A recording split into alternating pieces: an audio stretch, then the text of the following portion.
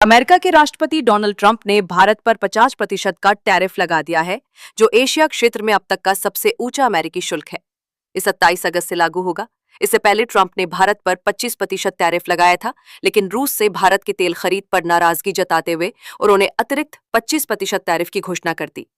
भारत ने इस फैसले पर तीखा सवाल उठाया कि जब अमेरिका और यूरोप स्वयं रूस से यूरेनियम और उर्वरक खरीदते हैं, तो भारत के खिलाफ ऐसे दोहरे मापदंड क्यों?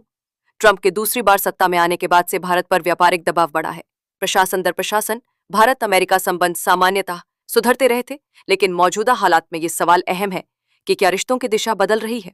भारत ने दशकों से गुट निरपेक्ष रुख बनाए रखा है, किसी बड़े शक्ति गुट का हिस्सा बने बिना संतुलन साधना और स्वतंत्र विदेश नीति चलाना।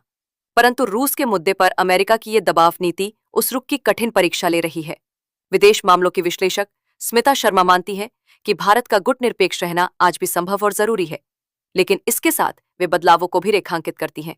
उनके अनुसार पिछले कुछ वर्षों में भारत ने इजराइल से रिश्ते मजबूत किए, फलस्तीन के मुद्दे पर पारंपरिक रुख में कुछ नरमी आई और अमेरिका से नजदीकियां भी बढ़ी। ट्रंप से निपटना भारत के लिए बड़ी चुनौती है।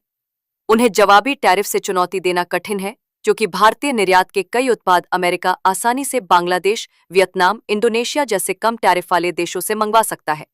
भारत के पास चीन जैसी तकनीकी या खनिज आधारित ताकत भी नहीं है, जो उसे वार्ता में मजबूत स्थिति दे सके। स्मिता शर्मा का सुझाव है कि भारत को अमेरिका से रक्षा उपकरण खरीद में बढ़ोतरी का प्रस्ताव देना चाहिए और साथ ही घरेलू आर्थिक सुधारों में तेजी लानी चाहिए, क्योंकि आज की वैश्विक राजनीति में आर्थिक ताकत ही असली शक्ति है। कृषि, डेयरी और मत्स्य पालन जैसे संवेदनशील क्षेत्रों को खोलना किसी भी सरकार के लिए आसान नहीं होगा, लेकिन वैकल्पिक व्यापारिक रणनीति और मजबूत घरेलू उद्योग ही भारत को इस टैरिफ युद्ध में टिकाए रख सकते हैं।